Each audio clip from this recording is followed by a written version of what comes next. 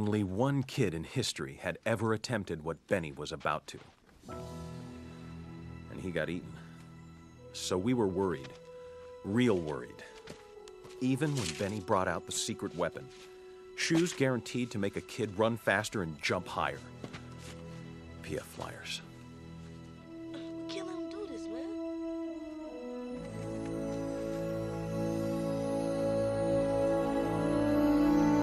All right, ladies and gentlemen, welcome back. It's the Slate Laced podcast.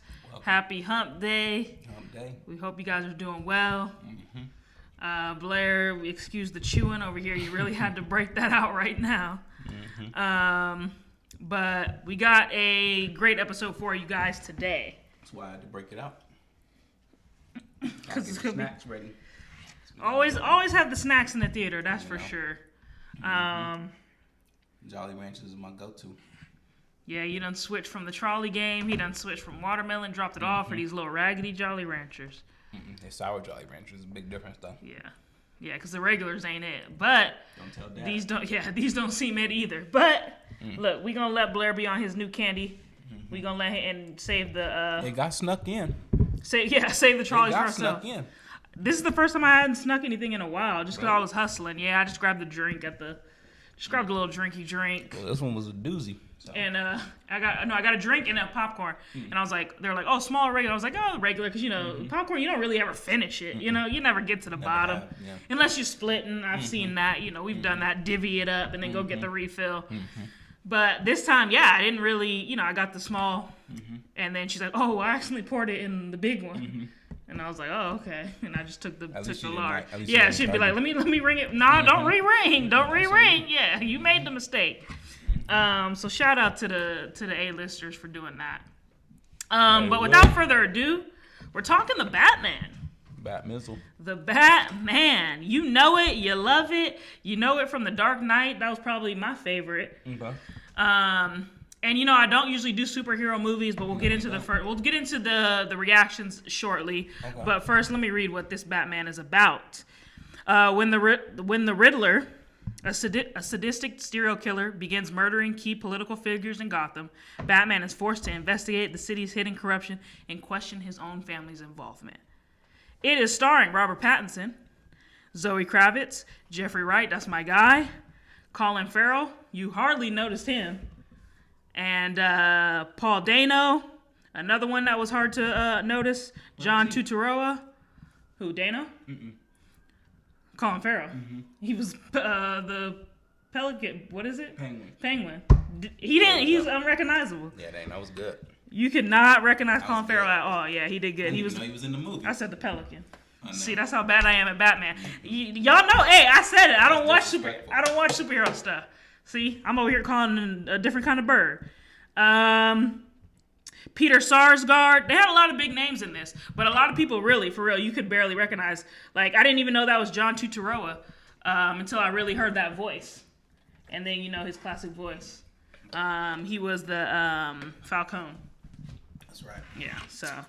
Had the big names, had the alluring cast of Zoe Kravitz and Robert Pattinson. It was interesting. You wanted to see the kind of take they were getting on it. But before we get too deep, Blair, initial thoughts. I hadn't even saw the initial trailer. Yeah, me neither. So, but I always kind of like that. So I was going in there blind. I didn't actually know too much about it. The people I went with, this is actually the first time I went to the movies with people in a long time. And last time I went, I was probably with you and with you and Eric. So I went with a group of people, and I remember them telling me, they were like, it's hyped. A lot of people were saying it was good, but I hadn't even I didn't even really hear that. I didn't really hear anything. So for me, it was just I liked it. It was a clean slate. I was going in there, didn't know much. Didn't even really know who was going to be in it. But I do that type of stuff on purpose, though, right? Like, I try to not know who's doing it. Just so I just have, these unbiased opinions when I go in, and I'm allowed to be surprised. So my initial thoughts were just let's get ready to go. Let's see what's up with this Batman. And then, boom, we off. I'm kind of the opposite of you. Like, I follow a lot of actors and actresses on social media, so I'm always like seeing what the new stuff's gonna, what the new movies are. I didn't see the trailer, but I knew Zoe Kravitz was gonna be in it because she was like having some posts about it, and I knew obviously Robert Pattinson was gonna be in it, just from being like on the Explore page or whatever. So I was excited because I'm like, all right, I'm definitely gonna see this one. I don't usually go to superhero movies, but I'm like, I like that they're doing something different. Like, Robert Pattinson, I think he can act. Like, is he my favorite? No, but I think he is good, and like, it's always gonna be a different kind of movie when he's in it. You know, I like to see what he does next, and I'm a Zoe Kravitz fan as well, so I was excited to see her as Catwoman. Okay. But what really pulled me in was social media. Social media was dragging this movie for the way the Batman looked, and we're gonna get into it and have a little bit of spoilers. But they were saying he was like, everyone was like, oh, he's an emo kid. What's up? Why did they cast the emo kid in this movie? And I'm like, what are they talking about? Because when you think Bruce Wayne, he's a clean-cut dude, hair slicked back in a suit. Robert out here looking like he strolled in from the street off a homeless shelter. Then it finally made sense because they kept like really putting him. They did. It was like a TikTok floating around, and they're like Robert sitting in the Batman, and it's some guy with like black eyeliner and his hair all this way, and he's singing like Fall Out Boy, and they're like, that's Robert Pattinson in the Batman, and I'm like, why do they keep doing that? So I'm like, all right, let me see. And the minute he popped on, I started dying when I saw his look. I was like, oh yeah, he look run down. Yeah. But I did read that the director did it on purpose. He's like, let me take a different approach. Like, Bruce Wayne's always this classy guy wearing suits, hair slicked back. You know, he's a billionaire. Shorts, right? Yeah, should have wore shorts. But he's like, let me take this different approach of just like a depressed kid. Because at the end of the day, he did watch his parents die. Like, you know, he would have some issues. So he took it a different route, like the standpoint of like a really depressed kid a recluse. That's what they said. That was the word they used, a recluse. And they really ran with that. And you can totally see it because this is a different Batman than you've ever seen before.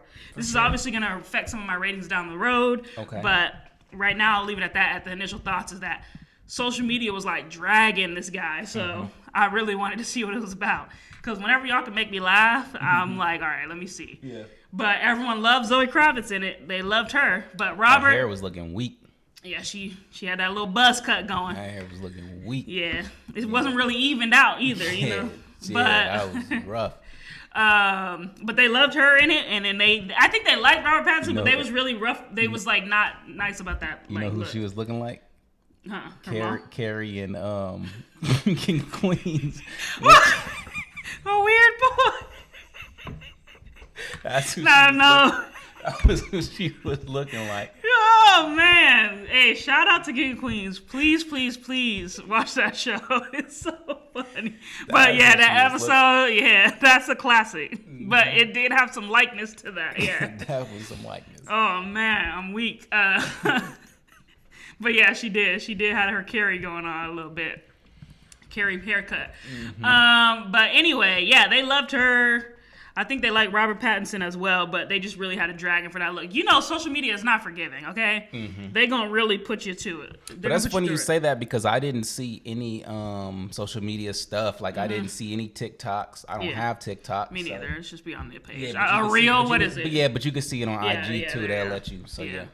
Whatever that is. So those were my initial thoughts. Like, I was really kind of excited. I was actually excited for this one. And I don't do superhero movies. I just proved myself. Pelican Brief, okay? So I don't know nothing about it. But I was excited for this one. Okay. So on that note, though, let's get into, like, some of the positives. Blair, you want to start us off? Yeah. It was an entertaining movie.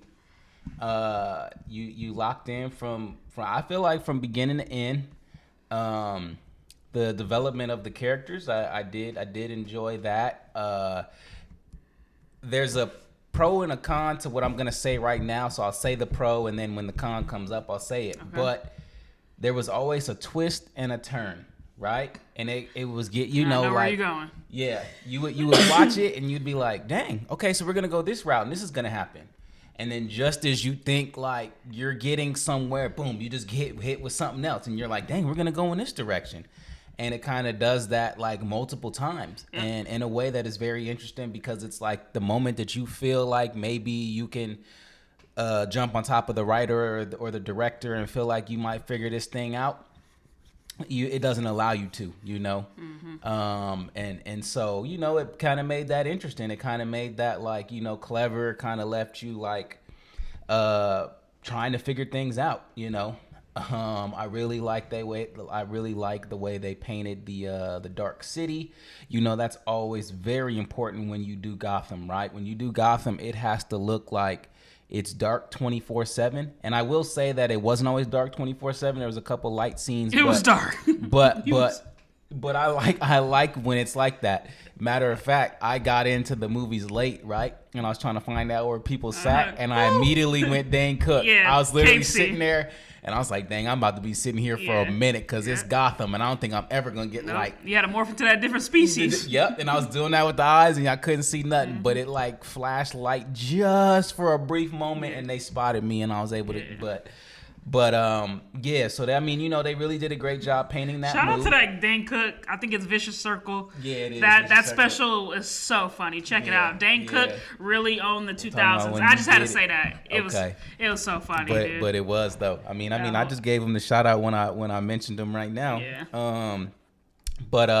So there was quite a few pros. I really liked the dynamic between Catwoman and Batman. It wasn't like too much romance with that, right? Like it was just enough where it was like, dang, this is like kind of like leading down the path of like they might try to be together, but you obviously know that that's never going to happen because Batman is never going to give up his like career, doing this. And then obviously she's going into the realm of where she's getting ready to do her thing. Yeah, just like a lot of the characters were great. There was a little bit of comic relief in there, here and there. The Penguin really added on to that. I really liked the Penguin and how they kind of like portrayed that. I really like the way that the characters look because for us, when we were growing up, our Batman reference points are like 1995 Batman. When you have like Jim Carrey and stuff like that. Yep. And when you like see them dressed up in their costumes, it looks kind of silly, right? Yep. So then when you like fast forward to 2022, it's not like they're really in costumes. It's almost like it's as if like their faces have been like stitched and molded together to kind of create this. It's not like they like put some like silly nose on and like some glasses. Like, nah, like this is like some actual like awesome like character designs that they've been able to like sort of bring to life on an actual human being. Yeah. So it was kind of cool to be able to see that. And then like I said, it was just entertaining. You were always kind of like looking around trying to see if you can like solve things. Also, I don't think that the plot was deep in a way, but it wasn't like, you're thinking back to 20 minutes ago because you can't figure things out. Like it wasn't really too tough. Like when they would like get some type of evidence, like I remember a couple times when they would get the evidence and then like the Riddler would ask like the question, even I knew the answer, right? So it was kind of like, oh, okay, like, it's not too difficult. I'm not going to have to go back and watch it 2 more times to catch on to something, Yeah. It just like, as we would like progress, we would figure it out. And if we didn't, the audience, or not the audience, Batman would clear that up for us and we'd be able to do it. But there was a lot of surprises in there, a lot of cool things happening. I really like when the car crashed into the church and then boom, that whole thing. That was pretty cool. A lot of cool things that happened in that flick. Yeah, I'm going to agree with you right off the bat on like that costume design. Like for me not to know that was Colin Farrell literally till the credits rolled and I was like, who the heck was he? Yeah. And I had to look. I had to go to IMDb. I was like, oh, he was the Penguin. I didn't know. Yeah. I'm like, who's this weird fat dude? Like this. Yeah. I was like, but this dude got a good career coming. Like, you know what? Because he's not even really fat. No, he's skinny. Yeah, like that was a suit. He had on a suit. Should have wore shorts. Exactly. He had on a suit, like literally, and like face paint. His teeth was jacked up. Like, yeah. So shout right away, like costume design, the Batman costume, all that, the Catwoman costume, the effects, like all that. Like I don't even really pay attention to that in a movie, but you really could not recognize this man. So they got to get props right off the bat for that. So definitely all that kind of stuff. Set design, like Blair said. Gotham, it was a little too dark for me, but that's the standard backdrop. But I do dark. That's the standard backdrop. So yeah, shout out to them on the costume design, set design, all that. And I don't even really give praise for that, but they really deserve it on this one. The cast, I really like Robert Pattinson. Zoe Kravitz. Didn't know how that chemistry was gonna work, but it definitely works. John Turturro, Paul Dano. Shout out to Paul Dano. This man plays a nut so well. Every movie, this man plays crazy so well. Yeah. Prisoners. Yeah. What else was it? Escape to Denora. He was in. This man plays like a lunatic, literally, because he like even when you see him regular, like you get a little scared, like how because he's that good. He's like literally top 10 favorite actors, like because this man plays crazy so well. He's probably been. Let me just hold on. Let me go on a little segment because he's been in some other stuff. Like this man is a nut. Y'all need to check him out.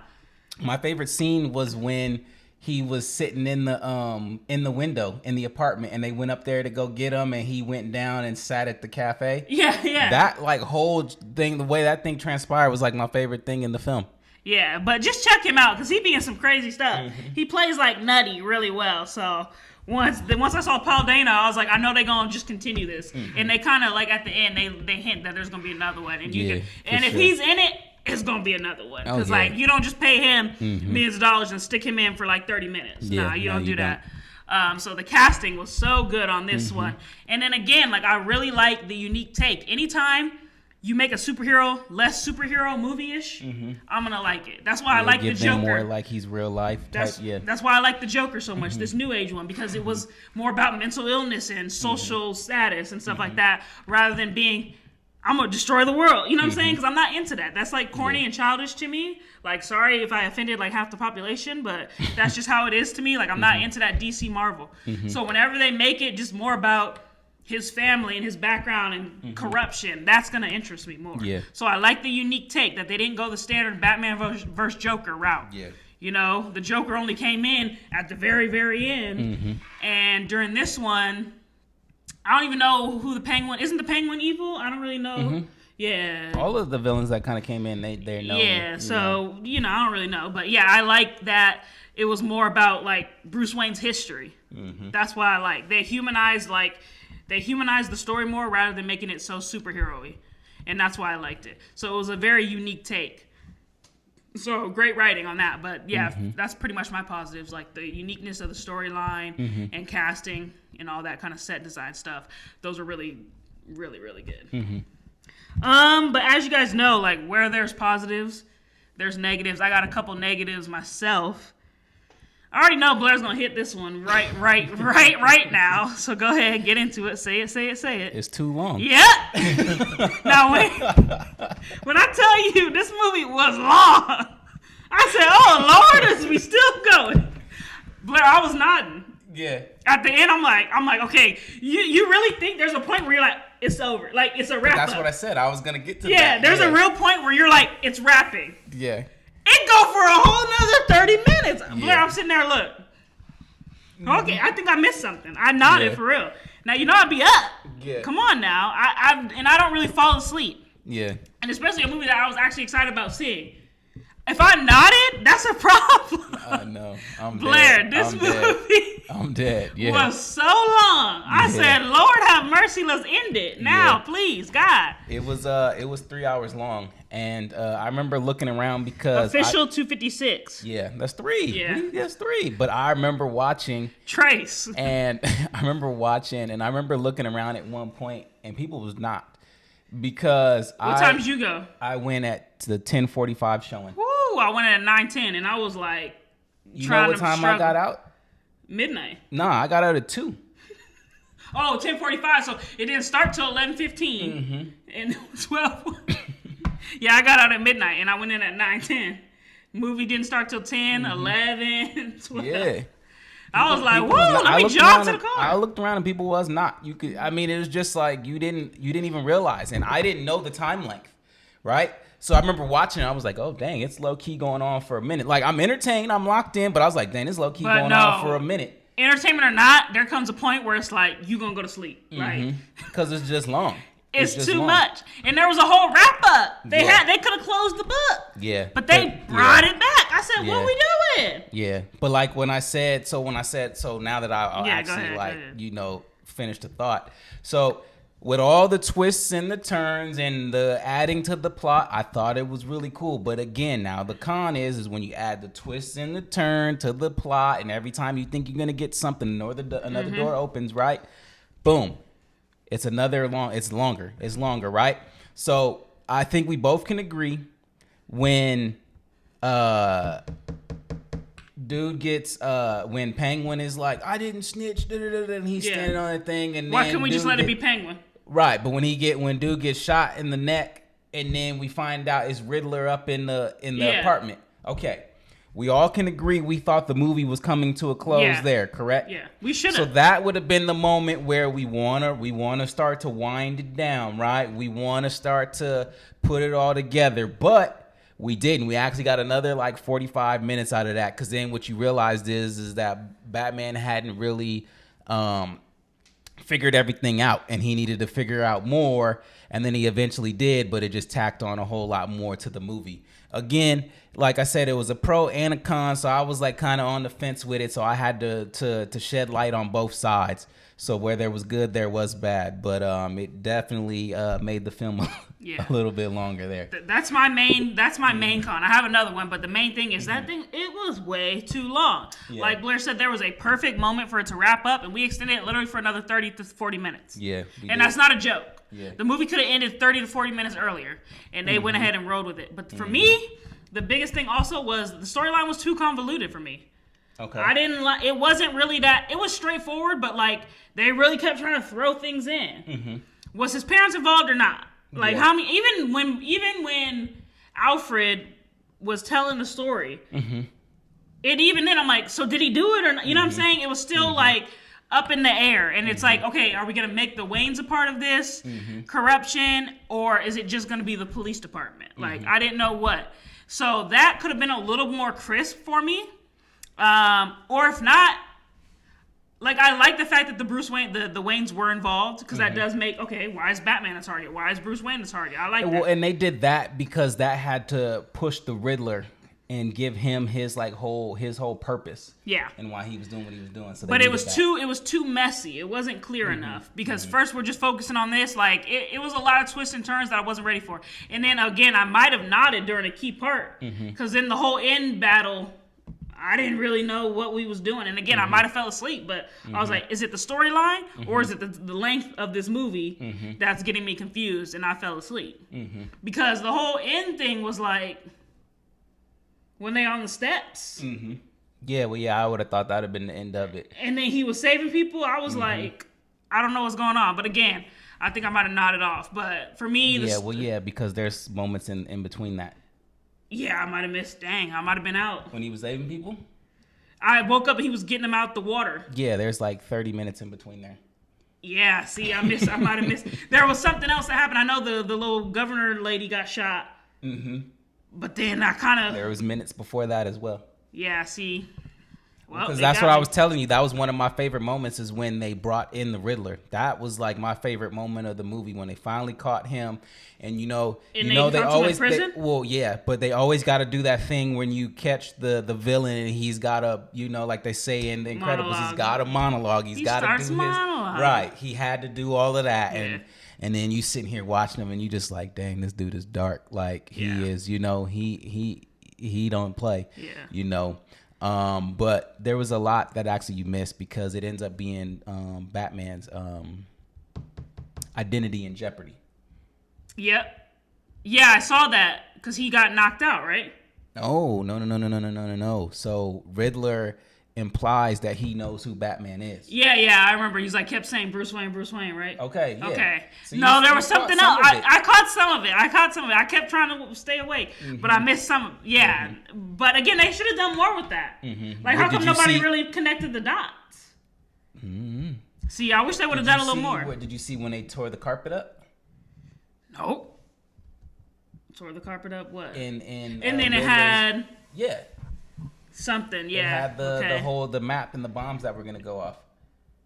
Oh, so that's when all this stuff started. Okay, so that's what started. So I saw the carpet and I might have nodded, and then stuff was blown up. Okay, so that's where Okay, all right, thank you. Blair caught me up, but still, the storyline was too much for me. I like the uniqueness of it. Don't get me wrong. I like the different approach they took to the movie as a whole.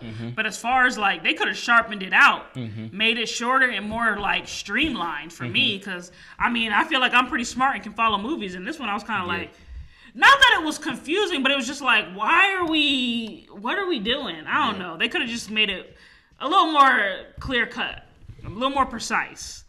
But overall, I mean, to me, it was a good movie. It was solid. It was solid without a doubt. Yeah, Blair, you recommend it to the people? I do. Yeah, I say go see it. Check it out. Definitely. I mean, go to a daytime showing though. Oh yeah, because make sure you up. For a cool minute. It was either gonna be late when I went, or I was gonna go in the morning. Imagine I would have been real just. I was gonna go at 9:30 a.m. Well, I was for sure about to be asleep. I mean, you knew I was in prime hours for me. Yeah. That's peak hours. Yeah, you crazy. That is peak hours for me. So it was right where I should be. But anything else on the pros and cons list? I think we did a solid job on that. that was it. Yeah. I mean, yeah, the story, like they could have added more to it, but it wasn't. They could have just like ironed it out. But my thing is also, it's not like a detective film. You're not gonna grade it on the same level as you're gonna grade a detective film. Yeah. You know, you're not looking at it like it's LA Confidential, and you're like, man, like they should have did more with, like you're looking at it from a superhero standpoint. Yep. No, I agree with that too. But let's get into the ratings. Okay. So the people of IMDb, they loved it at an 8.4. Okay. Now that's extremely high for IMDb. Okay. That's high. The tomato people gave it 85%, and the audience score gave it an 88. Okay. So they're deadlocked, audience and critics, and the people of IMDb. To me, those ratings are pretty fair. How about you? You feel that that's fair? I do think they're fair. I feel it's fair. They could have trimmed it. If they would have just trimmed it, I'd have gave this thing a 90% for real. I would, yeah. They could have trimmed Trim it. it up. But it's there also... was that whole middle. It could have ended, guys. If you go see it, you know exactly where the movie could have ended. And I thought that was it. I was like getting my final stretch in. I was like, yeah. Everyone was getting ready. And then I said, oh, hold on, sit back. I put the recline back up. Dang, you was in one of those. Lucky. Yeah. Oh, you wasn't in no recline? Oh, you didn't go A-list? I was IMAX. Yeah, I did. Oh, you okay. But yeah, it's just like, because you also got to think about the hero's journey, and so he wasn't there yet. But I mean, it's just like you could have got him there. The point was to lead him up to that and get him to that moment, Yeah, But let's get into the slate rate. All right, so 1 to 5 entertainment, Blair.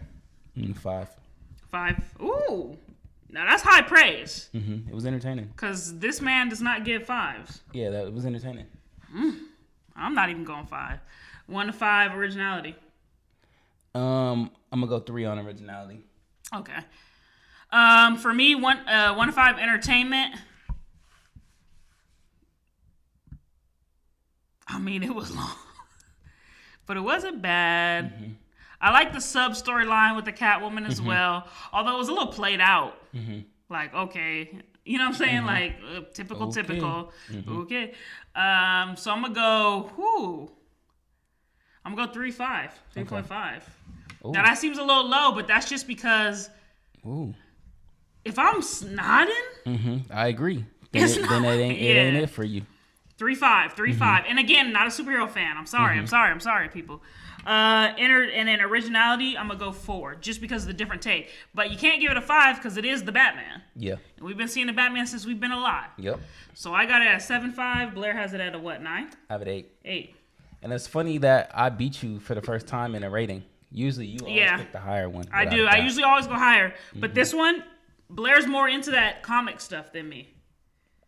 Yeah, you mean comic book. Yeah. Not comedy.